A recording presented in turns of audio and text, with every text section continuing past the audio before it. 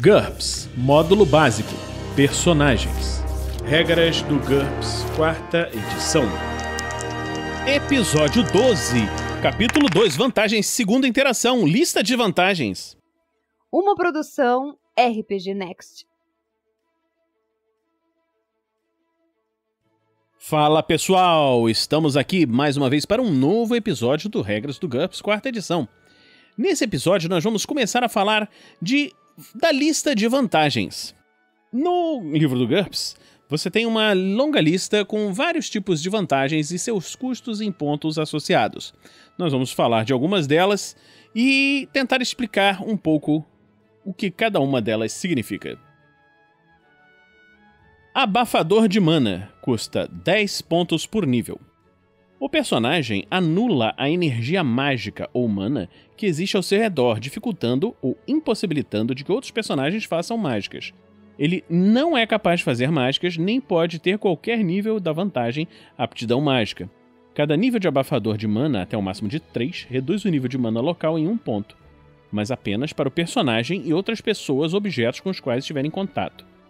Por exemplo, um feiticeiro, ele não teria nenhuma dificuldade em lançar uma bola de fogo contra o personagem, mas teria dificuldade em usar a magia para transformá-la em pedra ou ler a sua mente.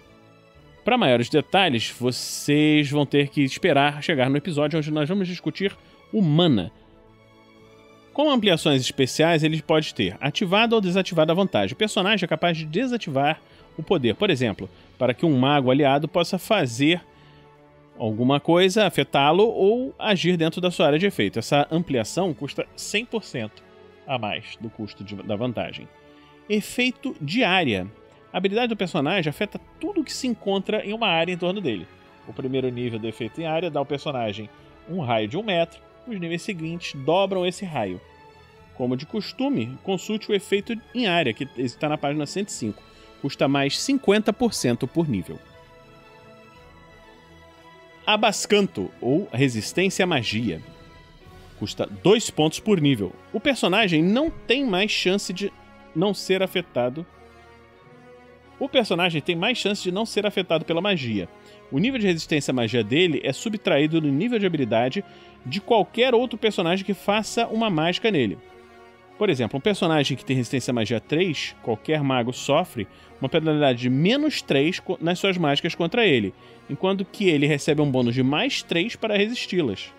Ou seja, um personagem pode fazer um teste de HT mais resistência à magia para resistir ao efeito de elixires mágicos. E essa vantagem não é possível de ser desligada para receber acesso a mágicas benéficas ou um elixir mágico que possa curá-lo. Ou seja, essa vantagem, embora sirva para resistir às magias, resiste a todas as magias, inclusive as boas. O Abascanto ele só interfere com mágicas lançadas diretamente sobre o personagem. Ela não defende de magias de projéteis, que são feitas na mão do feiticeiro ou mago, e são arremessadas contra o personagem, ataques com armas mágicas e mágicas de adivinhação lançadas diretamente contra ele. A resistência à magia, ou abascanto, também não tem nenhum efeito sobre poderes sobrenaturais que não são mágicos. Por exemplo, milagres divinos, poderes psíquicos, poderes de espíritos. O abascanto e o seu nível preciso pode ser reconhecido por qualquer mago que olhe para a aura do personagem, ou qualquer pessoa que faça uma mágica sobre ele.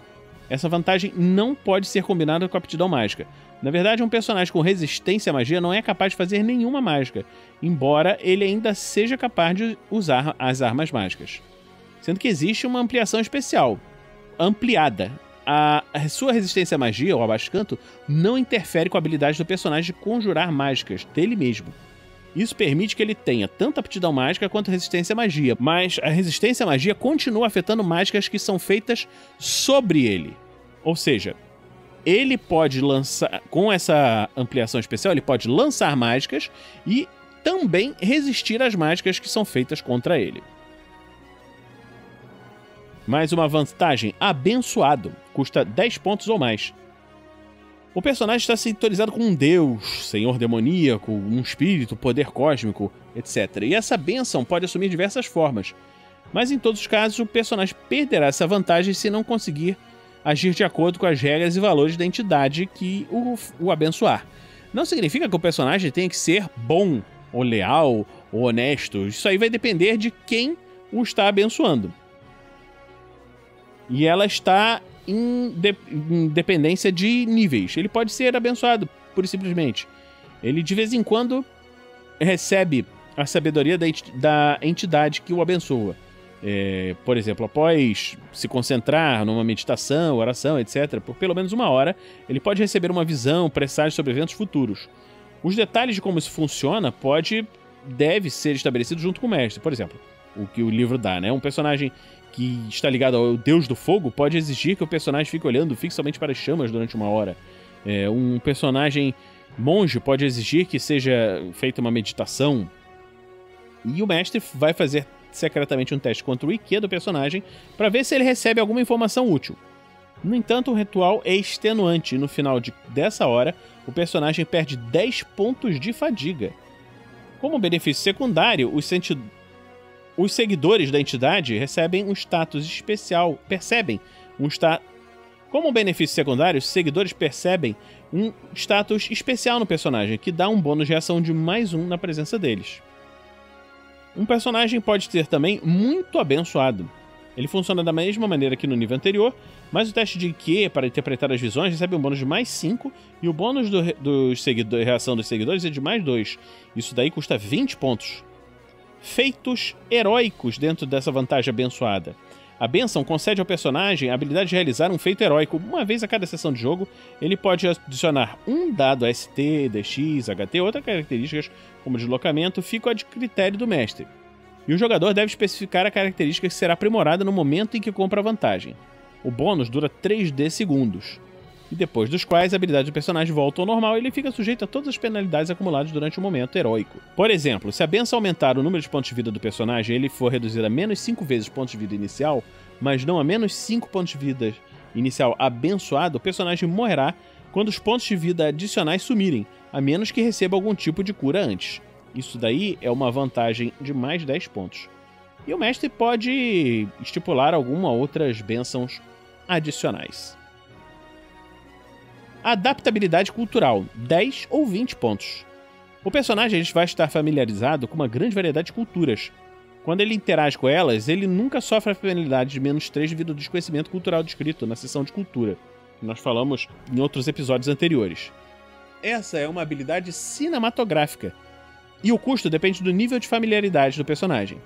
A adaptabilidade cultural, simples, é o personagem que está familiarizado com todas as culturas de sua própria raça. Isso custa 10 pontos. E a xeno-adaptabilidade. O personagem está familiarizado com todas as culturas do cenário, independentemente da raça. 20 pontos. Essa é uma vantagem muito interessante para você colocar num diplomata, por exemplo. Adaptação ao terreno. De 0 a 5 pontos. O personagem não sofre a penalidade de X e no deslocamento em um tipo específico de terreno instável. Areia, gelo, neve. E o custo depende do que é permitido fazer. O personagem é capaz de agir normalmente em um tipo específico de terreno instável. Contudo, sobre o chão sólido, ele sofre as mesmas penalidades que as pessoas experimentam no tipo de terreno que ele escolheu. Custa 0 pontos. O personagem é capaz de agir com DX e deslocamento totais, tanto no chão sólido, quanto em um determinado tipo de terreno instável à sua escolha. 5 pontos.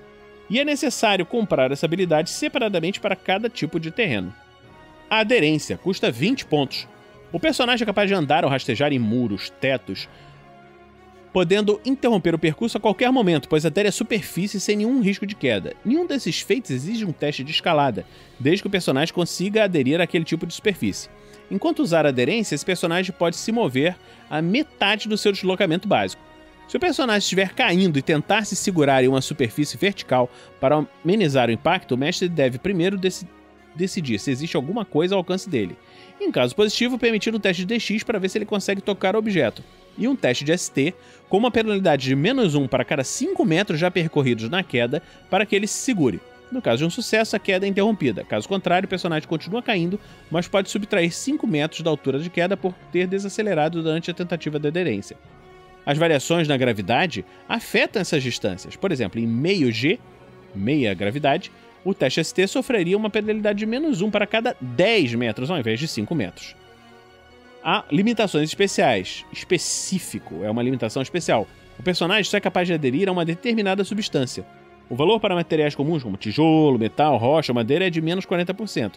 O valor para materiais incomuns, como barro, gelo, borracha, é menos 60%. O valor para materiais absurdos, como chocolate, é 80%. Você imaginar você fazer uma campanha boba, assim, um Homem-Aranha que só consegue subir numa parede feita de chocolate. A próxima que o livro fala é Agente Cativante, que está descrito na página de talentos, na página 90. Quando nós formos falar sobre os talentos, nós vamos falar sobre essa vantagem. Então, nós vamos parar hoje por aqui, pois a próxima vantagem vai demandar um estudo um pouquinho mais complicado, que é a vantagem Aliados, uma das vantagens mais interessantes para se colocar numa campanha, pois dá uma profundidade grande ao personagem.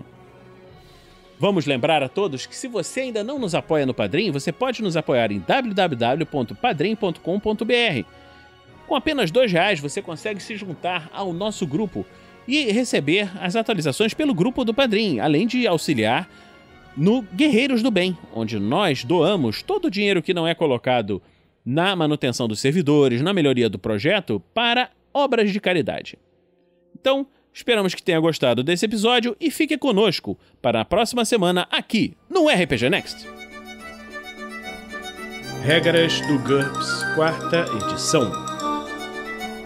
Músicas por Kevin MacLeod e Scott Buckley. Uma produção RPG Next.